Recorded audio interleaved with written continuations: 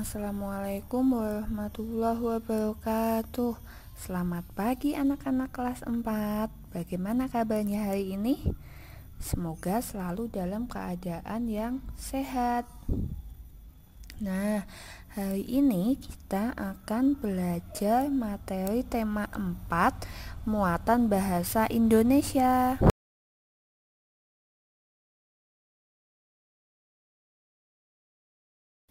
Nah, sekarang kita akan belajar tentang jenis-jenis pekerjaan. Coba perhatikan di sekitarmu. Apa pekerjaan orang tuamu? Apa pekerjaan tetangga di sekitar rumahmu? Ada yang tahu apa tidak ya?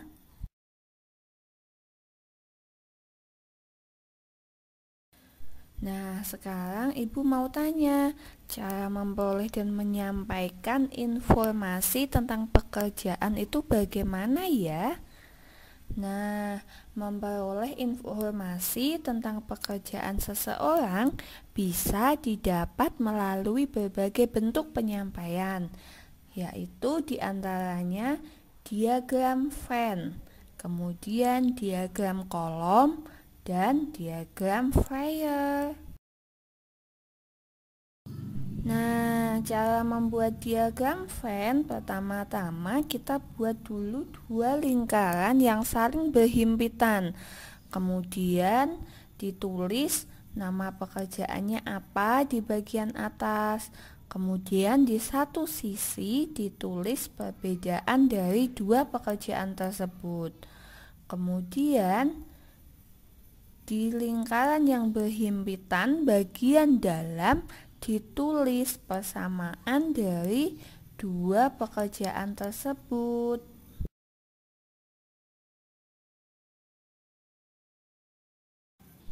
Contohnya, membuat diagram Venn tentang nelayan tradisional dan nelayan modern.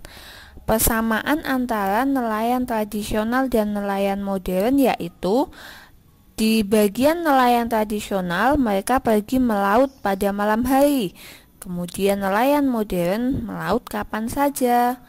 Jika nelayan tradisional menggunakan sampan, nelayan modern menggunakan kapal. Kemudian nelayan tradisional tidak bisa melaut jauh, sedangkan nelayan modern bisa berlayar ke laut lepas. Kemudian, nelayan tradisional biasanya tidak menggunakan radar, tetapi nelayan modern menggunakan radar.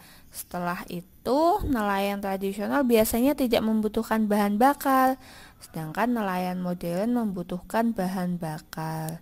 Adapun persamaannya dari nelayan tradisional dan nelayan modern yaitu menangkap ikan menggunakan jaring atau jala.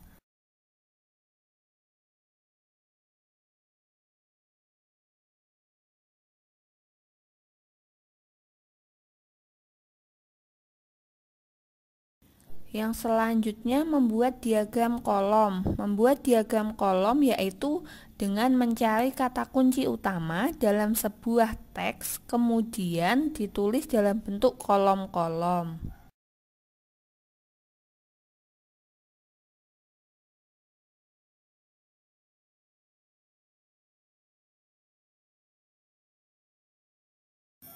Setelah itu membuat diagram Fourier. Diagram Fourier adalah diagram yang akan mempermudah penyampaian sebuah informasi, khususnya informasi yang berupa kosakata.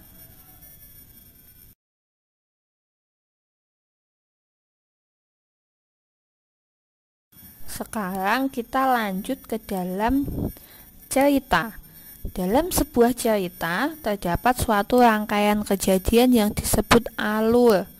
Adapun dalam sebuah alur memiliki unsur-unsur penting, di antaranya peristiwa, konflik, dan klimaks. Unsur tersebut akan membuat sebuah cerita menjadi lebih padu, menjadi lebih enak untuk dibaca atau didengarkan. Kemudian cerita juga mempunyai dua unsur, yaitu unsur intrinsik dan unsur ekstrinsik. Unsur intrinsik terdiri atas tokoh, latar, konflik, alur, dan amanat. Sedangkan unsur ekstrinsik terdiri atas bahasa dan gaya bahasa.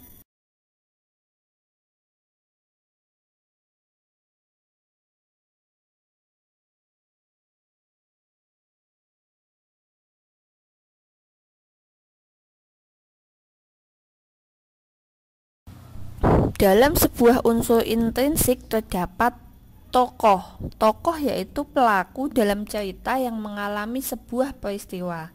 Bisa dibedakan menjadi tokoh utama dan juga tokoh sampingan.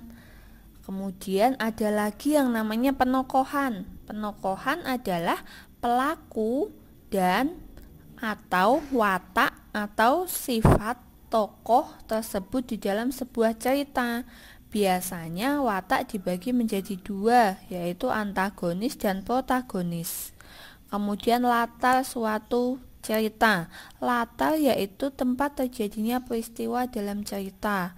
Kemudian konflik. Konflik adalah masalah yang ada dalam cerita. Setelah itu ada alur, yaitu jalinan peristiwa dalam cerita. Oh iya, ada lagi satu, yaitu amanat. Amanat adalah pesan yang ingin disampaikan pengarang kepada pembaca.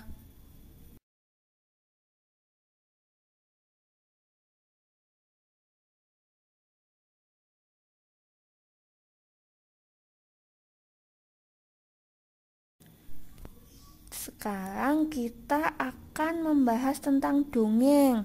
Dongeng yaitu salah satu cerita rakyat yang cukup beragam cakupannya, berasal dari berbagai kelompok etnis, masyarakat, atau daerah. Unsur-unsur dongeng ada beberapa hal, yaitu judul, tokoh, sifat tokoh atau biasa disebut penokohan, kemudian tempat terjadinya dongeng tersebut, awal ceritanya, akhir ceritanya, dan juga pesan moral yang terkandung di dalam dongeng tersebut.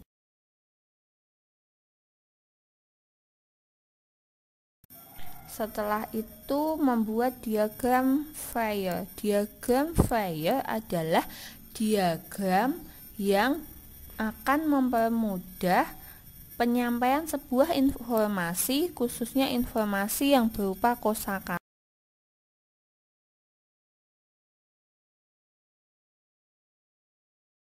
Selamat belajar, tetap semangat anak-anak.